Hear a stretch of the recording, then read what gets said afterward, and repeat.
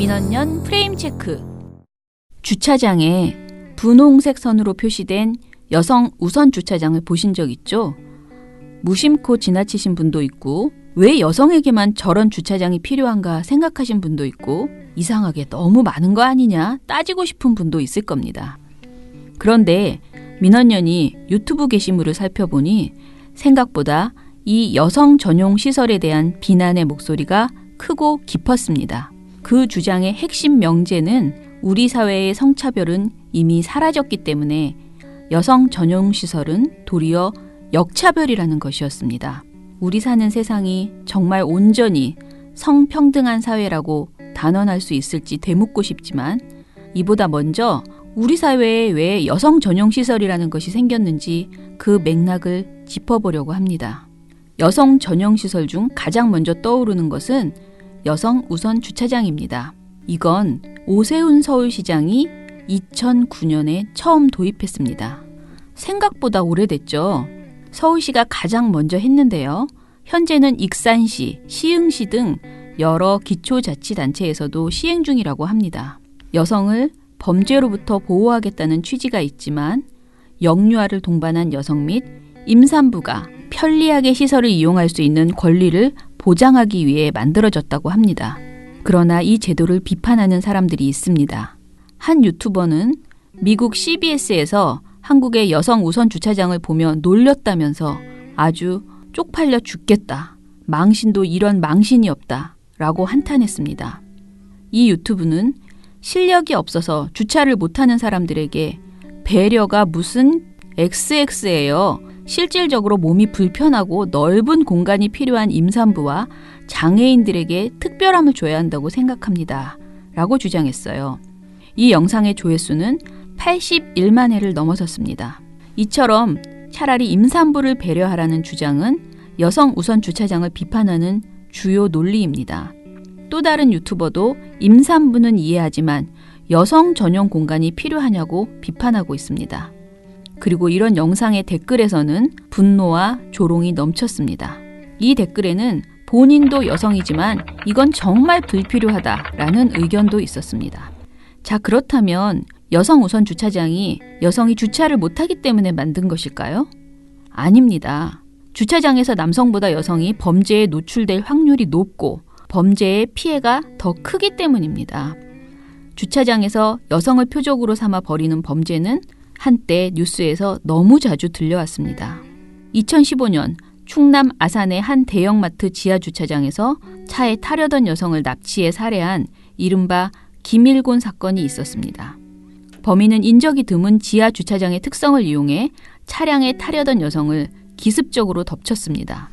2017년에는 창원의 한 골프 연습장 주차장에서도 여성을 표정으로 한 살해 사건이 일어났습니다.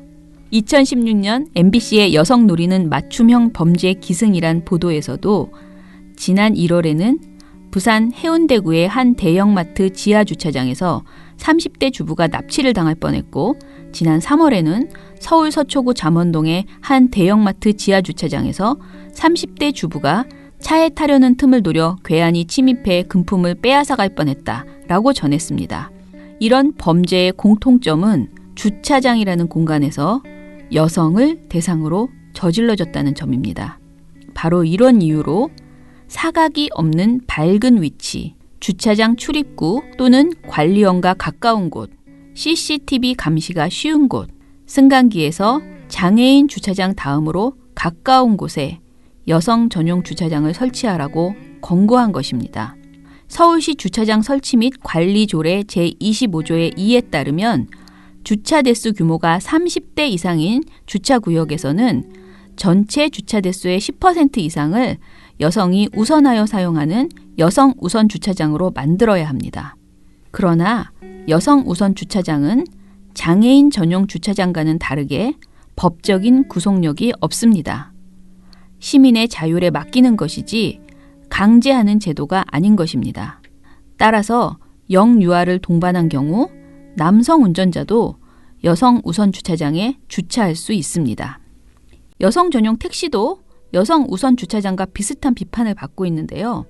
한 유튜버는 지금 여성분들이 살면서 택시를 이용하는데 큰 불편한 점이 없습니다. 콜택시 부르면 바로 와요. 라면서 일각에서는 불안감 때문에 그런다는 말이 들려요. 그러면 택시를 타지 마! 라고 버럭 화를 내시더군요. 또 다른 유튜버는 남녀 차별하네? 남성 여성 평등하다면서 왜 여성만 우대해줌? 이라고 말하거나 뭔 XX 일반 택시도 해야 할 걸 여자만 해주고 있어 등의 비난 일색의 댓글을 소개해줬습니다.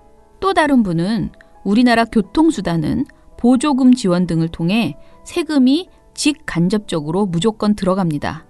택시, 버스 뭐 다 들어가요? 그런 사업에서 여성 전용 제도만 생긴다? 당연히 불합리하죠. 라고 주장하면서 왜 세금으로 그런 제도를 지원하냐고 비판했습니다. 이들 영상에는 이게 나라냐? 여성 택시 전용은 뭐냐? 웃기네. 여자들만 타는데 왜 남자들이 거기에 세금을 내냐? 나라가 미쳤네. 등의 거친 댓글이 달려 있습니다. 이들이 비판하는 여성 전용 택시는 지난 2월 택시 운송 가맹 사업자 타고 솔루션즈가 출시한 웨이고 레이디라는 상품입니다.